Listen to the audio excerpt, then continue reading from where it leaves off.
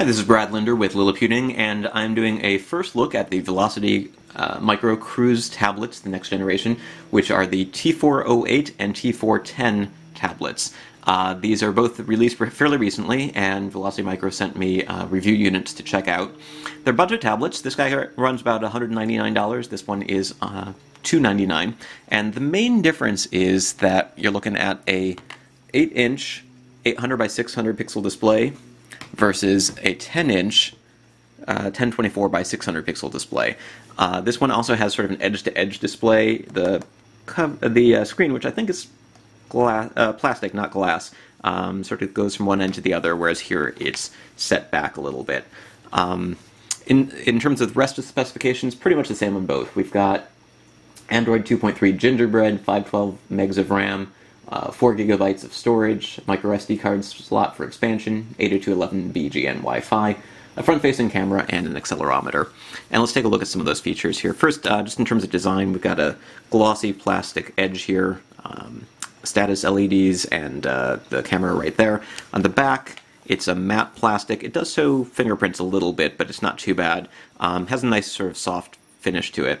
And you can also see the speaker here, which is not a very loud speaker, but it's good enough if you're in a fairly quiet room, if you just want to listen to some internet radio or music or watch a video or something. There's also a little microphone here at the tip. No buttons around most of the device. You don't actually have physical home or back buttons like you would find on most Android devices. Instead, we just have a power button and volume buttons, and then here at the top we've got headphones, USB, and a micro SD card slot. Very similar on this device. The main difference is, again, that it's a widescreen device. It's a little bit heavier, a little harder to hold in your hand, but not too bad. We've got the camera here at the top. Where is the microphone? Actually, don't see the microphone here, but it's got to be hanging out. Here it is. It's on the edge. Headphone, USB, and micro SD, and the same power and volume buttons, and the same matte finish and speaker on the back. In terms of overall use, these guys are pretty zippy. They're it's not quite a high-end tablet experience, but you know, it responds fairly quickly. You've got a number of applications. It does not come with access to the Google Android market, but you do have the Android App Store from Amazon.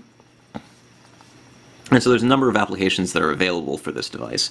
It also comes with some apps preloaded, including Angry Birds, which I haven't loaded, so rather than run through that and show you the introduction, let's load Field Runners, which I have played. The sound is turned off, yes. Apparently not.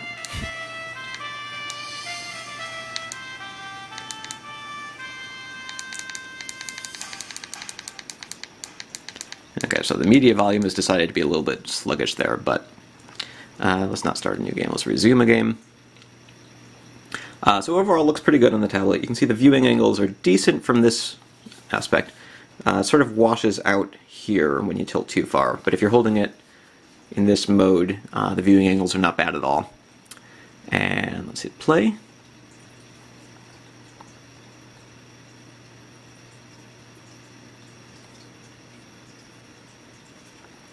What's going on here? Oh, well, apparently we finished the game, so resuming the game was not really the way to go. Let's restart. But you can see it's pretty responsive.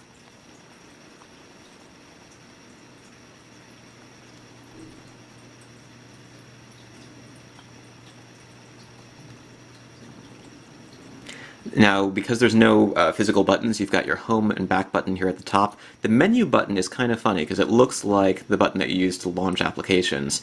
So it took me a little while to remember that that was the menu button, but there it is. And then you've also got your swipe down for the status bar. Overall, there haven't been too many apps that I've tried to run in here that haven't run properly. The Dolphin HD web browser works pretty well. And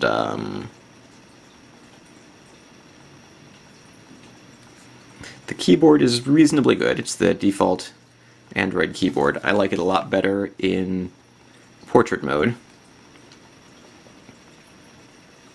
And it would help if I typed that properly. But you should be able to install third-party keyboards or other applications, especially if they're available from the Amazon App Store.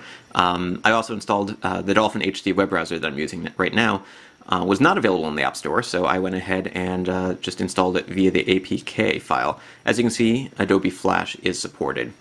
Overall, pretty good experience for $199. It's the same price as the Amazon Kindle Fire, so I think some people are going to wonder, why would I get this if I can get the Kindle Fire? But, you know, it's thin, it's light, it's useful, it's fast, and it comes with a full version of Android as opposed to Amazon's interpretation of Android.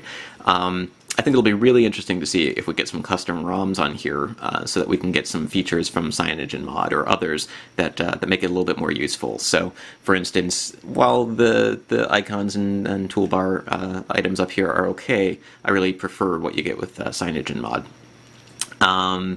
It would also be nice if you could find a way to hack the full Google Android market to work on this. Now, with some other Velocity Micro Cruz tablets, I've seen that there are some hacks for rooting and adding the Android market and other features. So hopefully that'll happen here eventually as well. Now, to give you a quick comparison, let's take a look at the 10-inch model. Again, this costs about $100 more. But overall, performance is pretty much the same. One thing that I have noticed is that the battery life, and I need to test this more, I really just got these guys yesterday, the battery life might not be as good as I might like. I was reading the paper on this over breakfast this morning, and I saw the battery drop from 100% to 90% pretty quickly. This guy was sitting by my bedside last night as I was using it to read an ebook, and it lost at least 10 or 15% charge overnight. So I'll be curious to see how many hours of battery life continuously you can get from these guys.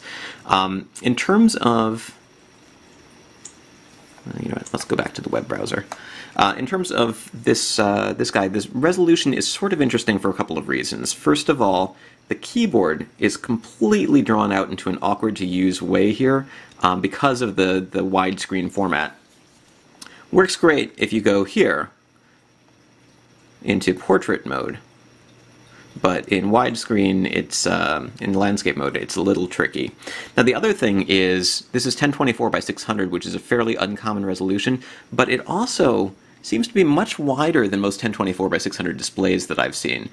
So I don't know, I'll have to do some measurements here to figure out exactly what's going on, but it feels like they took a fairly standard netbook resolution and spread it out in a way so that the fonts sometimes don't look great. You can fit a fair amount on a screen here, but you know, 600 pixels sort of cuts off a little bit earlier than you might like sometimes.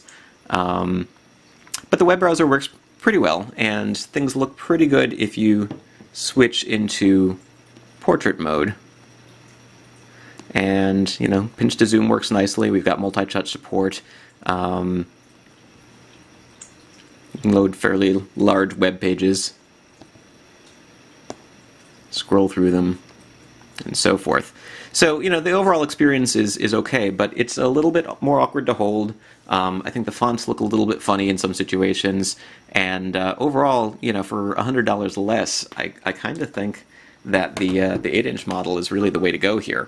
For $300, I'm not quite sure why you would want to opt for the Cruz T410 when it doesn't have a faster processor or more storage or anything else. It's just a slightly larger and unusual screen.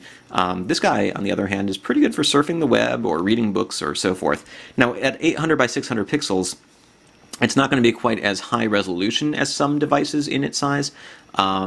You know, my smartphone has an 800 by 480 pixel display, and an iPod Touch has a higher resolution display than this.